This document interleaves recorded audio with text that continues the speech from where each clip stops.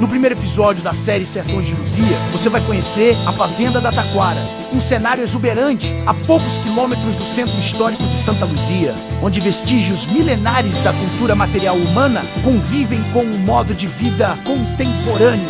Este conteúdo incrível você só assiste aqui nas playlists da Sociedade Histórica Luziense. Siga agora o nosso canal e ative o sininho para não perder nenhuma publicação.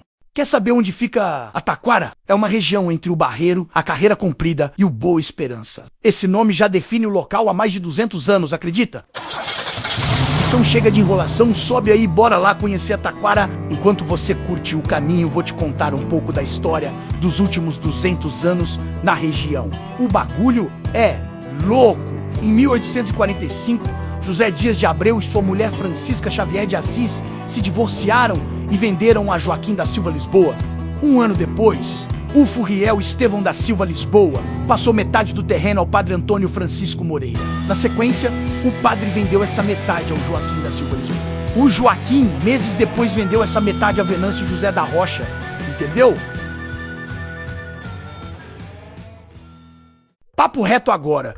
O Vale do Rio das Velhas guarda muitas memórias das primeiras ocupações humanas de Santa Luzia em suas margens. Os grupos indígenas coletavam argila de qualidade para a produção de objetos do cotidiano. Na Taquara, o sítio arqueológico Córrego das Lajes é um importante exemplo dessa interação. Ali foram encontrados fragmentos cerâmicos associados à tradição arqueológica Aratu-Sapucaí.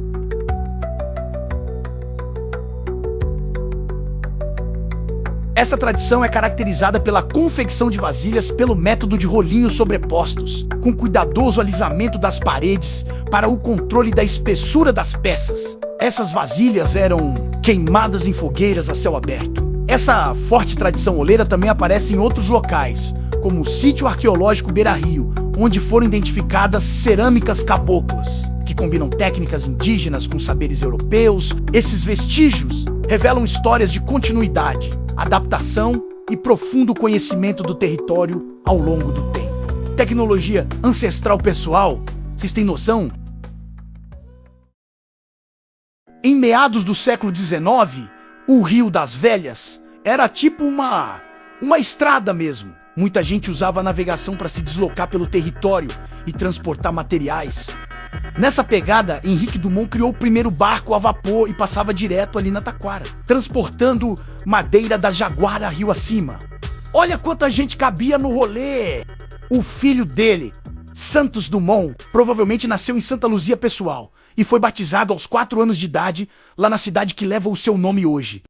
Em 8 de agosto de 1867, o explorador inglês Richard Burton passou na Taquara e conheceu a Fazenda Carreira Comprida. Ele escreveu em seu diário sobre os métodos de pesca da região, como o uso do jequi. Uma armadilha de Taquara? O maluco só parou no Oceano Atlântico, mano. No dia 6 de abril de 1881, após almoçar com o doutor Modestino Carlos da Rocha Franco, ninguém menos que o imperador Dom Pedro II registrou em seu diário, a 1h25, defronte à casa da Fazenda da Carreira Comprida, a 1h30. Acabou a estacada. Ponta de areia que se adianta da margem esquerda, no lugar chamado Taquaras. Há 2h04, passou-se a Ilha das Taquaras, que tem seu comprimento. Há 2h03, margem direita, Fazenda das Pedras de Joaquim Moreira. O rio é aqui bastante fundo. Vida que segue, pessoal. Sobe aí que eu vou mostrar mais histórias da Taquara. Por volta de 1870, João Gonçalves Giraldes e Ana Felipa compraram a fazenda na mão do Joaquim Venâncio. Até essa época, a impressão é que as famílias não firmavam por muito tempo na propriedade. Na real, parece que o interesse daqueles primeiros proprietários era minerar ouro no Rio das Velhas. Ao perceberem que já havia se esgotado, aparentemente passavam para frente. Essa é uma suposição que eu tive ao analisar os inventários da época. No final do século XIX, a Taquara passa a Antônio Carlos da Rocha Franco e Laurinda da Fonseca Viana. Antônio era neto do Cônego, que foi deputado federal por Minas Gerais em 2 mandatos, e filho de Modestino Carlos da Fazenda da Chicaca, no Bom Destino, também deputado federal provincial. Laurinda era filha do Visconde do Rio das Velhas, nascido na Fazenda dos Angicos. O casal possuía esta casa na Rua Direita, onde cresceram seus 5 filhos. Tinham também um comércio e hotel próximo à estação de trem. Com a morte do Antônio Carlos em 1918, as portas da Taquara se fecharam e a família acabou vendendo a propriedade.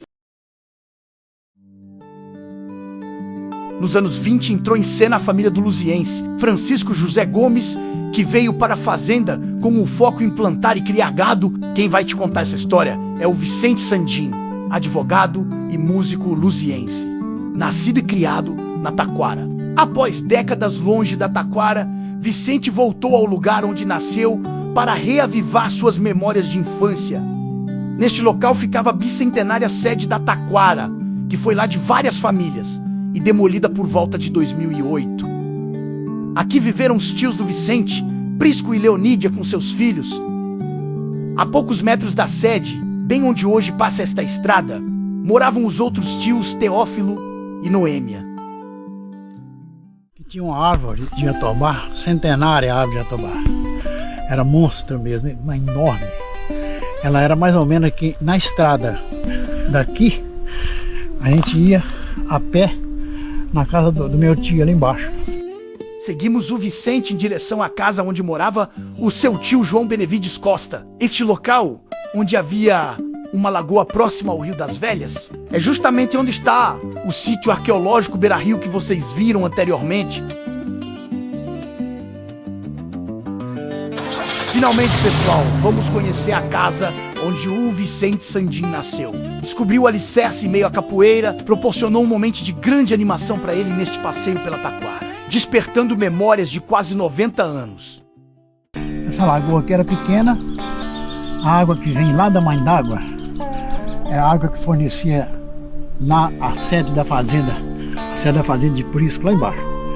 Ela era pequena, cheia de taboa. O que eles fizeram? Tinha um morrinho ali, um morro ali na frente, passaram o trator e fizeram essa represa aqui, com aquele muro, aquele morro que tinha ali na frente ali. E aí encorou essa lagoa grande, não era assim não. Era pequena, cheia de taboa. A água que vem lá da Mãe d'Água fornecia água para a fazenda toda aqui para baixo. Aqui nesse lugar aqui chamava corredor que tinha uma cerca de arame do lado de cima, outra cerca de arame do lado de baixo.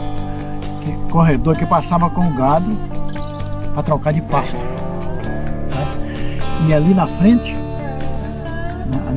uns 50 metros ali, entre a esquerda, e vai para a casa que o pai construiu, onde é que nós moramos. E em frente vai para o Zé Dia. Enquanto caminhava, Vicente contava histórias sobre suas vivências de infância nesta bela paisagem. Sua família produzia laranja, alho e milho e vendiam a produção em Belo Horizonte, transportando pela Ferrovia Central do Brasil. Descobrir os alicerces da antiga casa não foi fácil. Ao longo de todas essas décadas, a paisagem mudou bastante, mas no final conseguimos.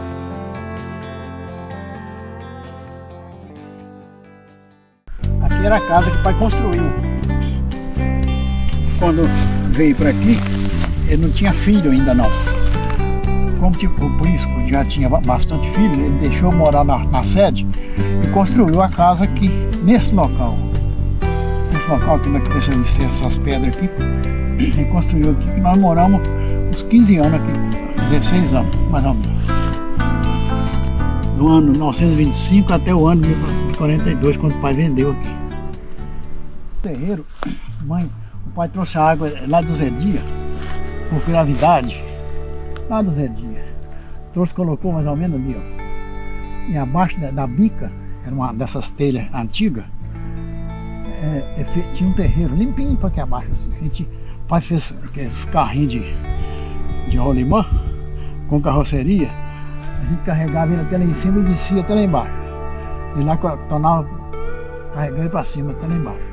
Do lado de lá do terreiro, tinha um paiol que o pai colocava milho, arroz, feijão, era muito. E do lado de baixo do paiol é que tinha o pé de azeitona, a oliveira, né? E lotava de azeitona.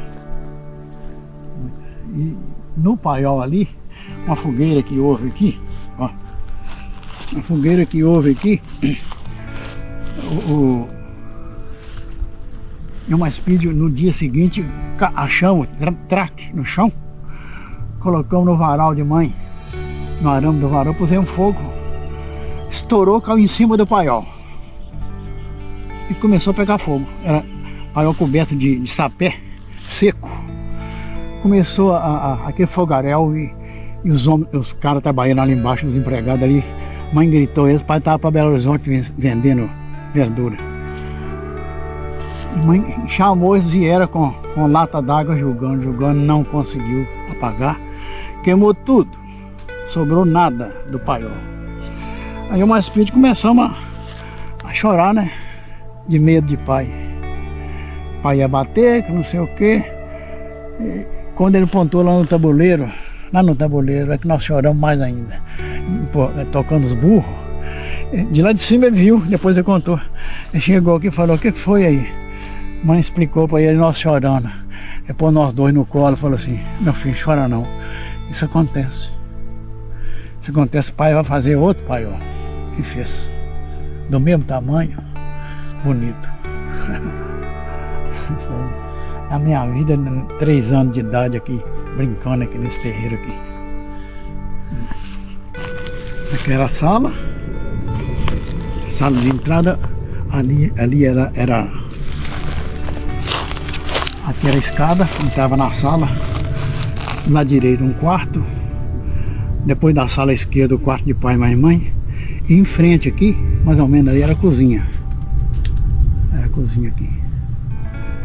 E mais um quarto no fundo aqui. A história é essa da casa.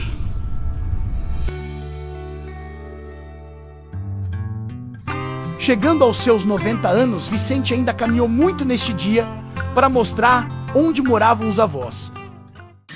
A casa do meu amor, aqui na Mãe d'Água, pai de minha mãe, Chico Gomes,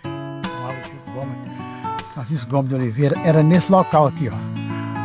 Nesse local mesmo, do lado de baixo da casa dele, tinha uma grota enorme, que é essa grota aqui.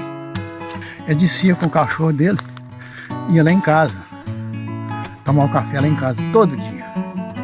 Ele chegava lá mais ou menos 7 horas, por aí. Chegava lá, mãe já ia dando ele o café. Todo santo dia ele ia lá. Saía daqui a pé até lá. Gente, em uma dessas idas, o Joaquim se deparou com um lobo-guará que o atacou. Vicente narra o episódio com detalhes e diz que o avô, na verdade, foi salvo pelos cachorros e por um porrete que ele carregava para todo lado. O local ficou conhecido depois como Volta do Lobo. Bom, pessoal, por aqui nos despedimos do Vicente Sandim e encerramos mais um capítulo da história da Fazenda da Taquara, que foi novamente vendida em 1942, desta vez por sua família. Mas não pense que acabou!